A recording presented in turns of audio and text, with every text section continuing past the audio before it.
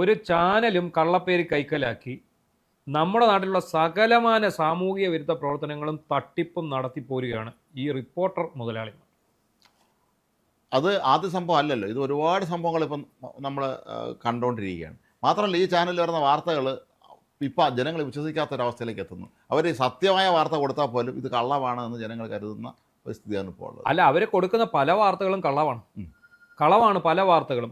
പല വാർത്തകൾക്കും കൃത്യമായിട്ടുള്ള ഇൻഫർമേഷൻ എന്ന് പറയുന്നത് ഇവരുടെ ചാനലിൽ മാത്രമേ ഇത് കാണത്തുള്ളൂ, മറ്റുള്ളിടത്തൊന്നും വരില്ല. കാരണം ഇവരുടെ ഒരു വാർത്തയും ടേക്കപ്പ് ചെയ്യാൻ ഒരു മാധ്യമങ്ങളും തയ്യാറില്ല. കാരണം ഇവർ കൊടുക്കുന്നത് ശരിയാണോ? ഇപ്പോൾ തന്നെ നമുക്കറിയാം, ഇവർക്ക് ഏറ്റവും കൂടുതൽ കലിപ്പുണ്ടായിരുന്ന ഒരു പോലീസ് ഉദ്യോഗസ്ഥനുണ്ടായിരുന്നു, ബെന്നി, DYSP ആണ്. അദ്ദേഹമാണ് ഈ ആൻഡോ അഗസ്റ്റിനെയും രണ്ട് സഹോദരന്മാരെയും മരമുറി കേസിൽ അറസ്റ്റ് ചെയ്തതിൻ്റെ പേരിൽ ഈ ബെന്നിയെയും ഒരു SIയെയും അതുപോലെ തന്നെ മൂന്ന് പേരെയും വ്യാജ പീഡന കേസിൽ കുടുക്കിയിരിക്കുകയാണ്. ഇത് ആദ്യമേ ഇവർ കുടുക്കി, പിന്നീട് എന്ത് ചെയ്തു, ഇത് കോടതിയിൽ അത് അന്നേ പോലീസ് ആ കേസ് തള്ളിവിട്ടു, ഇത് കേസ് എടുക്കാതെ വിട്ടു. കാരണം ഇത് ഫേക്ക് ആണെന്നുള്ളത് അവർക്ക് ഒറ്റ നോട്ടത്തിൽ നിന്ന് മനസ്സിലായി. അതിനുശേഷം ഇവർ കോടതിയിൽ സമീപിച്ച് സുപ്രീം കോടതി വരെ പോയി അവസാനം എന്തായാലും ഈ മൂന്ന് ഉദ്യോഗസ്ഥർക്കെതിരെ FIR ഇട്ട് അന്വേഷണം തുടങ്ങി. ഇവരുടെ ചാനലല്ലാതെ വേറെ എങ്ങും ഇത് വരുന്നുമില്ല. കാരണം എന്താണെന്ന് എല്ലാവർക്കും അറിയാം. ഇതിലൊന്ന പല വാർത്തകളും അങ്ങനെയാണല്ലോ.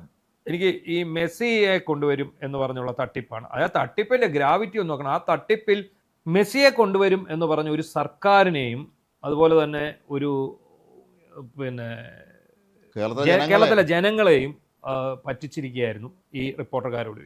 എനിക്ക് കോട്ടയം കുഞ്ഞച്ചനെയാണ് ഓർമ്മ വരുന്നത്. മോഹൻലാൽ പുള്ളിയുടെ ഡ്രൈവിംഗ് സ്കൂൾ ഉദ്ഘാടനം ചെയ്യാൻ വരും എന്ന് പറഞ്ഞ് നാട് മുഴുവൻ അദ്ദേഹം പരസ്യം കൊടുക്കുന്നു. കോട്ടയം കുഞ്ഞച്ചൻ ആൾക്കാരെല്ലാം തടിച്ചു കൂടുമ്പോൾ ജഗതി ഇങ്ങോട്ട് വന്നൊരു പ്രസംഗമൊക്കെ ഉണ്ട്, മോഹൻലാൽ വരുമോ ഇല്ലയോ, വരും എന്നൊക്കെ പറഞ്ഞിട്ട് പ്രസംഗിച്ചിട്ട് അവസാനം ശ്രീമാൻ പച്ചക്കുളം പാസിയാണ് ഇത് ഉദ്ഘാടനം ജോഷി അയച്ചാണെന്ന് പറയും. ജോഷി അയച്ച അതുപോലെ മെസ്സേജ് അയച്ച ആശാനെന്ന് പറഞ്ഞു. ഇവിടെ പച്ചക്കുളം പാസിയെങ്കിലും വന്നിട്ടുണ്ട്. എന്നാൽ ഈ ഇവന്മാർ പറഞ്ഞിടത്ത് മെസ്സി പോയിട്ട് മെസ്സി വന്നു, അദ്ദേഹത്തിന് ഇങ്ങനൊരു ഇടപാട് അറിയത്തേ ഇല്ല. അദ്ദേഹത്തിന് കേരളം എവിടെയാണെന്നോ അദ്ദേഹത്തിന് അറിഞ്ഞൂടാ, ഇങ്ങനെ ആരും ക്ഷണിച്ചാൽ അറിഞ്ഞൂടാ, ഒരു ധാരണ. അങ്ങനെയാണ് 126 കോടി രൂപയുടെ വൻ തട്ടിപ്പ് കേരളത്തിൽ അരങ്ങേറി. ഈ വാർത്ത ആദ്യം 2-3 ദിവസം മുമ്പ് മറുനാടൻ മലയാളിയാണ് പുറത്തുവിട്ടത്. നമ്മുടെ ചീഫ് എഡിറ്റർ തന്നെയാണ് ഈ വാർത്ത വിട്ടത്.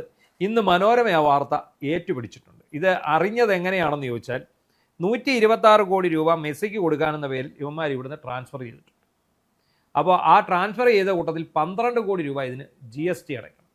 ഇവർ GST അടച്ചില്ല.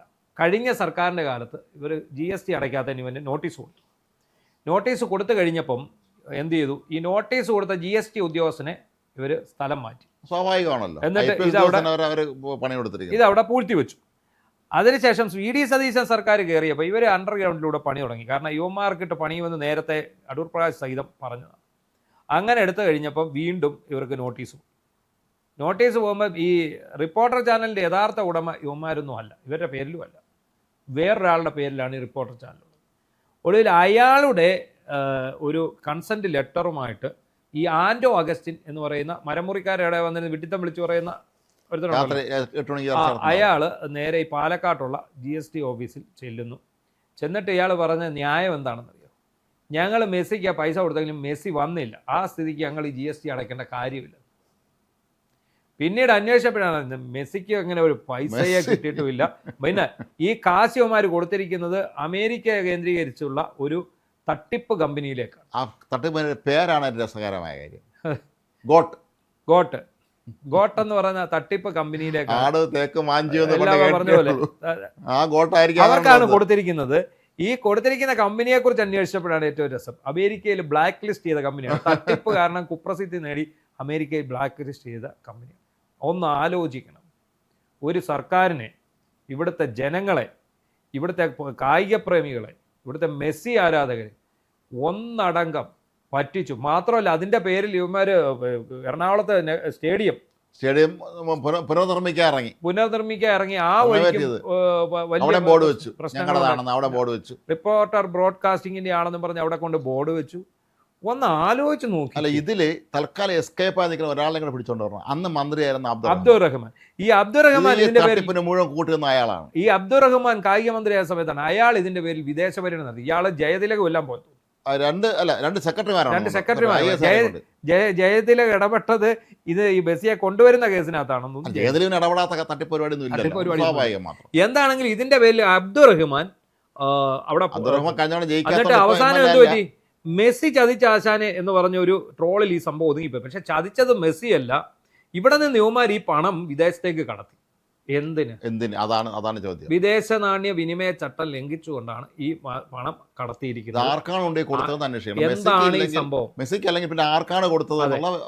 ഇതിന്റെ മറവിൽ യുവമാര് കള്ളപ്പണം വെളുപ്പിച്ചോ, വേറെ എന്തെങ്കിലും പരിപാടി കള്ളപ്പണം വെളുപ്പിച്ചു കാണും. അതാണ് ഇതിനകത്ത് സംഭവിച്ചിരിക്കുന്നത്. എന്നാലും നമ്മൾ ഞെട്ടിപ്പോവാണ്. ഒരു സംസ്ഥാനത്തെ മുഴുവൻ തട്ടിക്കുകയാണ് അവന്മാർ. ആദ്യം ഒരു മരമുറി തട്ടിപ്പ് നടത്തി ഗോകുലം ഗോപാലിനെ പറ്റിച്ച് ഓർക്കുന്നില്ലേ? എല്ലാവരെയും പറ്റിച്ചു. ഗോകുലം ഗോപാലിനെ ഒരു ഹോട്ടലിന്റെ പേരിൽ ഗോകുലം ഗോപാലിനെ പറ്റിച്ചു. അതിനു മുമ്പ് ഇവിടുത്തെ തിരുവനന്തപുരത്തെ വേറൊരു വ്യവസായ ഗൾഫിലുള്ള ഒരു വ്യവസായിയുടെ വീട്, വലിയൊരു വീട്, നമ്മൾ വട്ടപ്പറ ആ വഴിക്കുള്ള ഒരു അദ്ദേഹത്തെ ഇൻട്രോയൽ ഫർണിച്ചറിന്റെ ഉടമയെ പറ്റിച്ചു. ഇങ്ങനെ തട്ടിപ്പും വെട്ടിപ്പുമായിട്ട് നടക്കുന്ന 3 സഹോദരന്മാർ, അവരുടെ കയ്യിലേക്ക് ഒരു ചാനലും മൊട്ട അരുൺ എന്ന് പറയുന്നതിനെ ഒരു ജേർണലിസ്റ്റിനെയും കൊണ്ട് കൊടുത്തിരിക്കും. ജേർണലിസ്റ്റ് അല്ല, മൊട്ട എന്ന് പറഞ്ഞാൽ മതി. അതേ ജേർണലിസം ബാക്ക്ഗ്രൗണ്ട് അദ്ദേഹത്തിനില്ല. എന്നിട്ട് ഈ ഒരു മീഡിയയുടെ പവർ ഉപയോഗിച്ച്, ഈ മീഡിയ പോലും ഇവരുടെ പേരിലല്ല, ഈ ആൻഡോ അഗസ്റ്റിൻ്റെ ഇവരുടെ ഒന്നും പേരിലല്ല, വേറൊരാളുടെ പേരിലാണ്. ഇതിൻ്റെ പവർ ഉപയോഗിച്ച് ഈ നാട് മുഴുവൻ കുട്ടിച്ചോറാക്കുന്നു. അതിനൊപ്പം തന്നെ നാട്ടുകാരെ വിരട്ടുന്നു. നാട്ടുകാർക്കെല്ലാം എതിരെ കള്ളക്കേസ് കൊടുക്കുന്നു. ഇവരുടെ വാർത്ത തടയണമെന്ന് ആവശ്യപ്പെട്ട്, ഇവർക്കെതിരായ വാർത്ത തടയണമെന്ന് ആവശ്യപ്പെട്ട് കൊണ്ടുവന്ന് ഏഷ്യാനെറ്റിനും നമുക്കൊക്കെ എതിരെ കൊടുത്തിട്ടുണ്ട്. അവസാനം ബാംഗ്ലൂർ കോടതിക്ക് മനസ്സിലായി, കോടതി അവരെ പറ്റിച്ചു. അവിടെയാണ് അതാണ് ഏറ്റവും ഇത്. നമ്മളെ സർക്കാരിനെ പറ്റിച്ചു, ജനങ്ങളെ പറ്റിച്ചു, അതങ്ങ് പോട്ടെ, കോടതിയെ വരെ പറ്റിച്ചു. അല്ല, അതിന് അവരെ സംബന്ധിച്ചിടത്തോളം അവർക്കതൊക്കെ ഒരു സാധാരണ അവരെ സ്ഥിരം പരിപാടിയാണ്. പണ്ട് പിന്നെ മമ്മൂട്ടിയുടെ ഒരു സിനിമ ഉണ്ടായത്, കളിക്കളം എന്ന് പറഞ്ഞ സിനിമ. അതായത് കായംകുളം കൊച്ചുണ്ണിയുടെ കഥയാണത് ശരിക്കും. ആ ഒരു ത്രെഡ് എടുത്തിട്ടാണ് അങ്ങനെ ഒരാൾ വന്ന് എല്ലാവരെയും പറ്റിച്ച് എല്ലാവർക്കും ഇല്ലാത്തവർക്ക് കൊടുക്കുന്ന. അപ്പോൾ അദ്ദേഹം പറ്റിക്കുന്ന മുഴുവൻ ഇതുപോലുള്ള വലിയ ഇൻകം ടാക്സ് ഓഫീസർമാര്, അതുപോലെ ഈ അങ്ങനെയാണ് എന്ന് പറഞ്ഞ പോലെയാണ് ഇവന്മാരിങ്ങോട്ട് വന്നിട്ട് ഈ നാട്ടിലുള്ള മുതലാളിമാരെ മുഴുവൻ അങ്ങ് പറ്റിക്കുക. എന്നിട്ട് ഇവന്മാർക്ക് ഒരു കുഴപ്പമില്ല. ഇതിന് കൂട്ട് നിന്ന് അന്നത്തെ കഴിഞ്ഞ LDF സർക്കാർ കൊള്ളസംഘമാണല്ലോ അവർ. ഈ കൊള്ളസംഘത്തിൽപ്പെട്ട ആശാമാർക്കെല്ലാം ഇതിന്റെ വീതം കിട്ടുകയാണ്. ഒപ്പം ഈ മന്ത്രിയെ, ഈ അബ്ദുറഹ്മാന്റെ പേരിൽ ആദ്യം കേസെടുക്കണം. കാരണം ഇതിനെല്ലാം നമ്മളെ കേരള ജനങ്ങൾ തെറ്റിദ്ധരിപ്പിച്ച ഈ മന്ത്രി ഒരുത്തന്നെ. ഇയാൾ വിദേശത്ത് പോയതും അതിന് പൈസ കൊടുക്കുക സംസ്ഥാന സർക്കാരായിരിക്കുമല്ലോ, അത് തന്നെ ഇവരാണ് പൈസ കൊടുത്തത്, അത് ആദ്യം അന്വേഷിക്കണം. അതാണ് ഇവരെന്താണ് ഈ പൈസ, ഈ 126 കോടി രൂപ ഇവരെങ്ങോട്ട്? പിന്നെ ഈ അബ്ദുറഹ്മാന്റെ ഒരു പ്രശ്നമുള്ളത്, അയാളും പഴയൊരു കോൺഗ്രസ്സുകാരനാണ്. അതുകൊണ്ട് ഇനി ഇവിടെ ഈ അന്തർധാര ഉണ്ടോ നമുക്ക് അറിഞ്ഞുകൂടാ. അല്ലെങ്കിൽ ചെയ്യേണ്ട അയാളെ ചോദ്യം ചെയ്യണം. പക്ഷേ ഈ 3 സഹോദരന്മാർ ഒരു വലിയ വിപത്തായിട്ട് മാറിയിരിക്കുകയാണ് കേരളത്തിൽ. അതെ, വലിയ വിപത്താണ്. ഇവര് തട്ടിപ്പിന്റെ ഉസ്താദുമാരാണ്. അതായത് ഈ ഉപയോഗിക്കാൻ അറിയാവുന്നവന്റെ കയ്യിൽ ആയുധം കൊടുക്കില്ല എന്ന് പറഞ്ഞ പോലെ, ഉപയോഗിക്കാൻ അറിയാത്തവന്റെ കയ്യിൽ അണുവായുധം കിട്ടിയാൽ എങ്ങനെ ഇരിക്കും എന്ന് പറഞ്ഞതുപോലെയാണ് ഇവന്മാർ ഈ സാധനം ഇവരുടെ നേട്ടങ്ങൾക്ക് വേണ്ടി വിനിയോഗിക്കുക. ഏതാണ് ഈ ഒരു റിപ്പോർട്ടർ ചാനൽ. സാധാരണഗതിയിൽ മനോരമ മറ്റൊരു മാധ്യമത്തെക്കുറിച്ച് വാർത്ത കൊടുക്കുമ്പോൾ പണ്ട് അവരെ പേര് കൊടുക്കില്ലായിരുന്നു, ഒരു മാധ്യമം എന്ന് പറയും. ഇന്ന് അവർ പേരുവചന കൊടുത്തിട്ടുണ്ട്. അത് ഈ സത്യത്തിൽ മറുനാടനാണ് ഇത് ആദ്യം കൊടുത്തത്, വേറെ ആരും അല്ല. അതുകൊണ്ട് തന്നെയാണ് ഇവർ ഭയന്ന് മറുനാടൻ വാർത്തകൾക്ക് വിലക്ക് ഏർപ്പെടുത്തണമെന്ന് പറഞ്ഞ് കോടതി അപ്പോഴേ എടുത്ത് തോട്ടിക്കളഞ്ഞു. ഒരാൾക്ക് ഒരു വാർത്ത, ഞങ്ങളെക്കുറിച്ച് വാർത്ത എഴുതാൻ പോകുന്നു, അതിന് വിലക്കണം. എന്തിനാണ് നിങ്ങൾ ഭയക്കുന്നത്? ഇയാളുടെ വാചകടി ഇതൊന്നും അല്ലല്ലോ. അത് സത്യസന്ധന്മാരാണല്ലോ, സത്യവാന്മാരാണല്ലോ അവരെല്ലാവരും. ഹരിചന്ദ്രന്റെ കുടുംബത്തിൽപ്പെട്ടവരായിരുന്നോണ്ടാണ്. ഈ ആൻഡോ അഗസ്റ്റിൻ എന്ന് പറയുന്ന ഈ മരമുറി ചാനലിന്റെ ഉടമ, ഇയാൾ ഈ മരമുറി ചാനലിൽ കയറി ഇരുന്നിട്ട് തട്ടി വിടുന്ന വിടിയിൽ കണ്ടിട്ടില്ലേ? അത് ഗംഭീരമാണ്. അത് മാത്രമല്ല, അവർ കൂടുതൽ സഹ അവതാരകകൾ sir sir sir sir sir sir sir എന്നിങ്ങനെ വിളിച്ചോണ്ടിരിക്കുന്നതാണ്.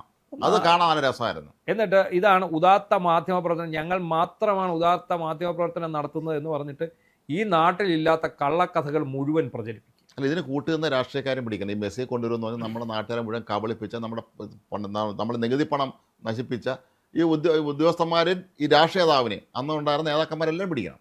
ഇത് നേരത്തെ വാർത്ത വന്നതാണ്. കാരണം ഈ മെസ്സി വരുന്നു എന്ന് പറഞ്ഞൊരു വലിയ ഒരു പ്രചാരണം നടക്കുന്ന സമയത്ത്, കൊട്ടിക്കൊഴിച്ച് ഭയങ്കര നടക്കുന്ന സമയത്ത് ഇവിടെ നിന്ന് പലരും ഈ അർജന്റീൻ ഫുട്ബോൾ അസോസിയേഷനുമായിട്ട് ബന്ധപ്പെട്ട് ഇന്ത്യയിൽ എവിടെ മെസ്സി വരുന്നതെന്ന് ചോദിച്ചു. മെസ്സി വരുന്നുണ്ട്, അവിടെയാണ് ഇവരുടെ വിജയം. മെസ്സി വരുന്നുണ്ടായിരുന്നു, വരുന്നത് കൽക്കട്ടയിലായിരുന്നു, കേരളത്തിലേക്ക് അല്ലെന്ന് മാത്രം. അത് ആ സമയം നോക്കി ഇവന്മാർ എന്ത് ചെയ്തു? ഞങ്ങൾ ഇതാ മെസ്സിയെ കേരളത്തിലെത്തി, അല്ല, അത് മെസ്സിക്ക് കളിക്കാൻ വേണ്ടി ഇത് മെസ്സി വരുന്നു, അദ്ദേഹം കളിക്കും. ഇത് എനിക്ക് തോന്നുന്നത് ഇത് വലിയൊരു ഉടായ്പ സംഘം പിന്നിൽ കാണും. കാരണം മെസ്സി ഇന്ത്യയിൽ വരുന്നു, അതിനെക്കുറിച്ചുള്ള വിവരങ്ങൾ കൊടുക്കുക, അത് ഉപയോഗിച്ചുകൊണ്ട് ഓപ്പറേഷൻ നടത്തുക, തട്ടിപ്പടുത്തുക, സർക്കാരിനെ പിടിച്ചിടുക, കായിക മന്ത്രിയെ വിളിച്ചുകൊണ്ട് വന്ന് വിദേശ രാജ്യത്ത് കൊണ്ടുപോകുക, ഇതൊക്കെ എന്ന് പറയുമ്പോൾ ഇത് വലിയൊരു പ്ലാനിങ്ങിൻ്റെ ഭാഗമാണ്. അല്ലെ, ഈ കോട്ടയം കുഞ്ഞച്ചനകത്ത് പറഞ്ഞ പോലെ തന്നെയാണ്. അതെ, അതായത് മോഹൻലാൽ വരിക മാത്രമല്ല, 1-2 സിനിമകളിലെ സീൻ ഇവിടെ കാണിച്ച് രാജാവിന്റെ മകന് 20-ാം നൂറ്റാണ്ട് ഇവിടെ അഭിനയിച്ച് കാണിക്കുകയും ചെയ്യും എന്നാ പറയുന്നത്. അതുപോലെയാണ് മെസ്സി ഇവിടെ വരിക മാത്രമല്ല, ഇന്ത്യൻ ടീമുമായിട്ട് മെസ്സി ഇവിടെ പന്ത് കളിക്കുകയും ചെയ്യും എന്നാണ് പറഞ്ഞത്. അസൽ കോട്ടയം കുഞ്ഞച്ചന്മാര് തന്നെയാണ് അതിനകത്ത് മോഹൻലാലിനെ കൊണ്ടുവന്നത് പോലെ തന്നെയാണ്, യാതൊരു സംശയവും അവസാനം പറഞ്ഞു മെസ്സി ചതിച്ച ആശാനെ എന്ന് പറഞ്ഞ് ഇവർ തലയും വലിച്ചു. ഇവർ വിചാരിച്ചു എക്കാലവും പിണറായി വിജയൻ ഭരിക്കും, 126 കോടി രൂപയുടെ GST, 126 കോടി രൂപ കൊടുത്തതിന് അവർക്ക് പ്രശ്നമൊന്നുമില്ല. GST എന്ന് പറയുന്നത് ഒരു വീക്ക്നെസ് ആണ് പിണറായി വിജയൻ, അറിയാമല്ലോ. മകള് വരെ മോഷ്ടിച്ചതിന് GST അടച്ച ടീമാണ്, GST അടച്ച് മോഷണം സാധൂകരിച്ച ടീമാണ്. അപ്പൊ ഈ GST 12 കോടി കൊടുക്കാൻ പറഞ്ഞു, 12 കോടി കൊടുക്കാനില്ല. ഇത് പറഞ്ഞപ്പോൾ ഓർത്തത്, കഴിഞ്ഞ ദിവസങ്ങളിൽ സോഷ്യൽ മീഡിയയിൽ ഒരു ചോദ്യം വരുന്നുണ്ടായിരുന്നു. ഈ ക്ഷേമ പെൻഷനിന് ബാങ്ക് വഴി കൊടുക്കാൻ തീരുമാനിച്ചതിൽ പിണറായി സംഘം ശക്തമായ പ്രതിഷേധ രംഗത്തെത്തി. അപ്പോൾ ഒരാൾ ചോദിച്ചൊക്കെയാണ്, ഈ ക്ഷേമ പെൻഷൻ ബാങ്കിലൂടെ കൊടുക്കുന്നതിനാണ് ബുദ്ധിമുട്ട്, അപ്പോൾ നിങ്ങൾക്ക് ഈ മാസപ്പടി ബാങ്ക് വഴി കിട്ടാൻ ബുദ്ധിമുട്ടില്ല അല്ലേ എന്ന് ഒരാൾ സംശയം ചോദിച്ചിട്ടുണ്ട്. അതാണ് കക്ഷികൾ. ഇത് അതുപോലെ ഈ GST ഡിപ്പാർട്ട്മെന്റ് പിന്നെ ED അന്വേഷണത്തിന് ശുപാർശ ചെയ്തിട്ടുണ്ട് ഈ വിഷയത്തിൽ. ഇതിൽ ED വരാനുള്ള സാധ്യതയും ഉണ്ട്. കാരണം ED അന്വേഷണം ശുപാർശ ചെയ്തിരിക്കുക. ED അന്വേഷണം മാത്രമല്ല, ഇത് ഫെറ നിയമലംഘനം ഉണ്ടോ, പിന്നെ മറ്റ് എന്താണ് ഇവരുടെ ഉദ്ദേശം, ഏത് സാഹചര്യത്തിലാണ് ഇവർ ഇത്തരം ഒരു പച്ചക്കള്ളം പ്രചരിച്ച് നാട്ടുകാരെ മുഴുവൻ പറ്റിക്കുകയും ഇവിടെ ഈ സ്റ്റേഡിയം തകർക്കുകയൊക്കെ ചെയ്തത്, ഇതെല്ലാം തന്നെ അന്വേഷിക്കേണ്ടതായിട്ട് ഉണ്ട്. എന്താണെങ്കിലും ഒരു സാമൂഹിക വിപത്തായി മാറിയിരിക്കുന്നു ഈ ഒരു ചാനലും ഇതിൻ്റെ ഉടമകളും എന്നുള്ളതിന് യാതൊരു സംശയവും വേണ്ട.